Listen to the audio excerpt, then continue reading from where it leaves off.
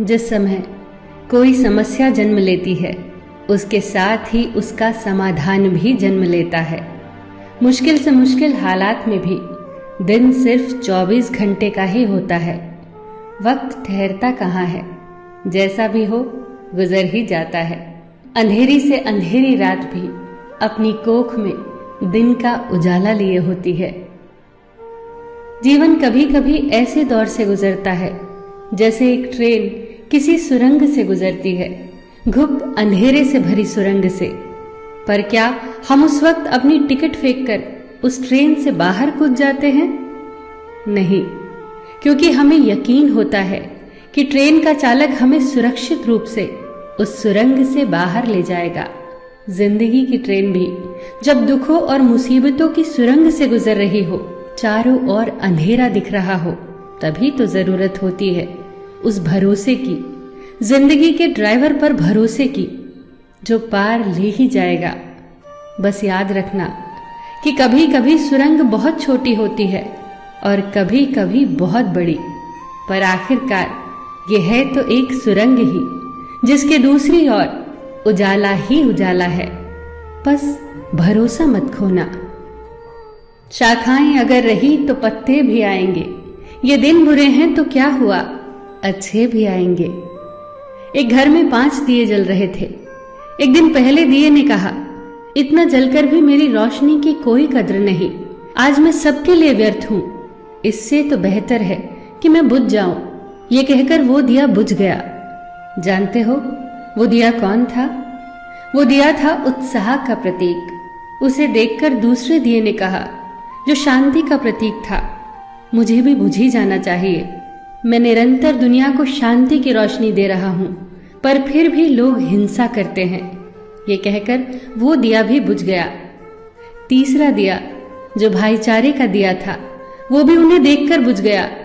अब न उत्साह था, न शांति, न भाईचारा।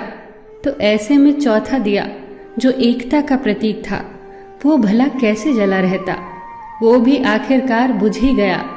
पर एक दिया था जो अभी भी जल रहा था, एक छोटा सा दिया, अपनी मध्यम सी लौ लिए निरंतर जलता हुआ। एक छोटा बच्चा घर में आया। उसे 4 बुझे दियों को देखकर अफसोस नहीं हुआ, बल्कि 5वें जलते दिए को देखकर वो खुशी से झूम उठा और उस नन्हे से दिए से उसने वो 4 बुझे दिए फिर से रोशन कर दिए। जानते हो वो दिया कौन सा था? वो दिया था उम्मीद का दिया, आशा का दिया। उम्मीद वक्त का बहुत बड़ा सहारा है उम्मीद तो हर लहर किनारा है। मुश्किल वक्त में अगर किसी चीज की बहुत जरूरत है तो वो है उम्मीद की, आशा की, सहयोग की, एक दूसरे के साथ मिलकर खड़े होने के एहसास की। बात उन दिनों की है जब द्वितीय विश्व युद्ध चल रहा था। जर्मनी के बम वर्षकों का खौफ सब तरफ था।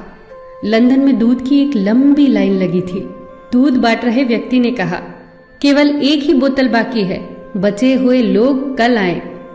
आखिर में दूध की बोतल जिस व्यक्ति के हाथ आई, उसके ठीक पीछे एक महिला खड़ी थी, जिसकी गोद में एक छोटा सा बच्चा था। दूध न मिलने के कारण उसके चेहरे पर चिंता की लकीरें उभर आई। पर ये क्या, दूध बांटने वाले व्यक्ति ने दूध की बोतल उसके हाथों में दे दी। वो चौंकी। हुआ यूं कि उसके आगे खड़ा व्यक्ति पंक्ति से हट गया, जिसके कारण दूध की बोतल उस औरत को मिल गई। लाइन में खड़े सभी लोग उस व्यक्ति के लिए जोर जोर से तालियां बजाने लगे। उस व्यक्ति ने उस औरत के पास जाकर इतना ही कहा, आपका बच्चा बहुत प्यारा है, ये इंग्लैंड का भविष्य है, इसकी परवरिश बहुत अच्छे से करना। जब इस घटना की खबर war time prime minister Winston Churchill को लगी तो उनके चेहरे पर चमक आ गई। जर्मनी के जबरदस्त हमलों की विभीषिका से उत्पन्न चिंता से उभर कर वो बोले, अब हिटलर को संदेश भेज दो। ब्रिटेन की जीत को अब कोई नहीं रोक सकता, क्योंकि यहाँ के लोग देश पर मंडरा रहे भयंकर संकट के समय भी अपना निजी हित भूलकर देश के बारे में सोचते हैं।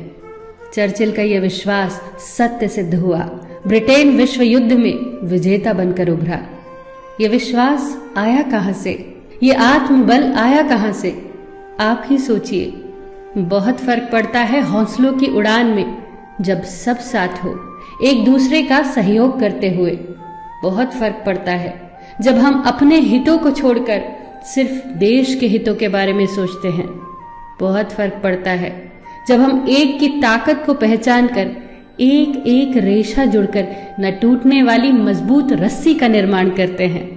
बहुत फर्क पड़ता है, हर छोटी से छोटी सकारात्मक चीज से बहुत फर्क पड़ता है। फिर मिलेंगे दोस्तों अगली वीडियो के साथ। तब तक के लिए अपना ख्याल रखना और हमेशा मुस्कुराते रहना।